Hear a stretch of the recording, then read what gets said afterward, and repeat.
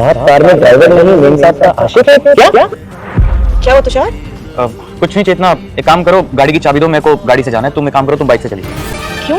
अभी तुमने डिसाइड करा था कि कार मैं लेके जाऊंगी और तुम बाइक से ऑफिस चले जाओगे। तुम बाइक से चली जाओ। देखो तुषार, मैंने पहले ही बोल दिया था कि मैं कार से जाऊंगी, तो मैं बाइक से कैसे जा सकती हूँ? मैं बाइक से जाती अच्छी लगूंगी क्या? और मुझे जहाँ जाना है वहाँ कार में ही ठीक लगेगा। देखो तुमने ड्रेस पहन रखी है, कहीं ऐसा तो नहीं कि तुम मुझे जानबूझ के गाड़ी में जाने नहीं दे रही क्योंकि तुम्हारा आशिक छुपा हुआ है इसमें? तुषार तुम पागल हो गए क्या? क्या बकवास कर रहे हो? मैं गाड़ी चला के लेके जा रही हूँ तो आशिक कहाँ से आ जाएगा? एक गाड़ी के पीछे तुम इतना घटिया इल्जाम लगाओगे मुझ पे? अच्छा तो तुम ऐसे नहीं मानोगी ना? गाड़ी की चाबी दो, मैं कहता हूँ गाड़ी की चाबी दो। तुषार अरे छोड़ो, दो। बेटा मैं लक्ष्मी माता हूँ, मुझे देखकर इग्नोर मत करना। आज जो भी इस वीडियो को एक लाइक करके चैनल को सब्सक्राइब करेगा, मैं उसकी हर एक इच्छा पूरी करूंगी। यकीन ना हो तो करके देख लो। बाहर निकल, मैं कहता हूँ बाहर निकल। तुषार क्या कर? छोड़ो उसे, लग जाएगी। अरे तुम्हारी वजह से इस औरत की सारी सच्चाई मेरे सामने आ गई, वरना ये तो मुझे धोखा ही देती रहती।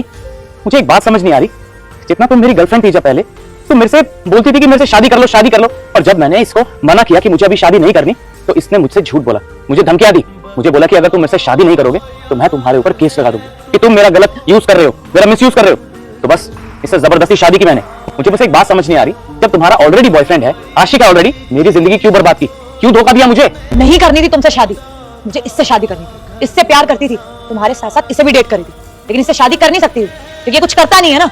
मेरे पास और कोई ऑप्शन नहीं था, तुमसे शादी करनी पड़ी क्योंकि तुम्हारे पास इतना बड़ा घर है, फैमिली बिजनेस है, इतनी बड़ी कार है। तो हम दोनों ने सोचा कि मैं तुमसे शादी कर लेती हूँ और तुम्हारे पैसों पे हम दोनों ऐश करेंगे, बस वही कर रहे थे। अच्छा तो तुम लोगों को ये लगता है इतना सब कुछ देखने के बाद, तुम्हारी सच्चाई देखने के बाद, मैं अपनी सारी प्रॉपर्टी सारी जायदाद तुम्हारे नाम कर दूंगा? इतना बेवकूफ समझ रखा तुमने मुझे। तुम भूलो मत, मैं एक लड़की हूँ, कोर्ट लॉस सब हमारे साथ होते हैं। मैं वहाँ पे 2 आंसू बहाऊंगी ना, सारी की सारी प्रॉपर्टी मेरे पास आ जाएगी और तुम कुछ कर भी नहीं पाओगे। जितना तुम्हें ये बात तो पता होगी ना, अगर सारी प्रॉपर्टी लड़के की माँ के नाम हो तो लड़की को एक भी फूटी कौड़ी नहीं मिलती। और फिर ये लड़का कहता है सेम यही सिचुएशन मेरी भी है। और फिर ये लड़का कहता है मेरी माँ ने मुझे समझाया था कि देख बेटा, अगर तू किसी भी लड़की से शादी करना, सारी प्रॉपर्टी अपने नाम मत करना। अगर वह लड़की तुझे धोखा भी दी तो तेरी इस पूरी जिंदगी की कमाई एक झटके में खत्म हो जाएगी। मैंने अपनी माँ की बात मानकर तुम जैसी लड़की उससे बच गया, मेरी जिंदगी बच गई। तभी इस लड़के का बॉयफ्रेंड कहता है अरे तुमने अब तक ये नहीं पता कर पाया कि प्रॉपर्टी किसके नाम पे है, लड़के के नाम पे है या लड़की की माँ के नाम पे है। तभी फिर ये लड़की कहती है देखो मुझ पे चिल्लाओ मत, ये प्लान हमने अकेले नहीं रचा है, तुमने भी रचा है।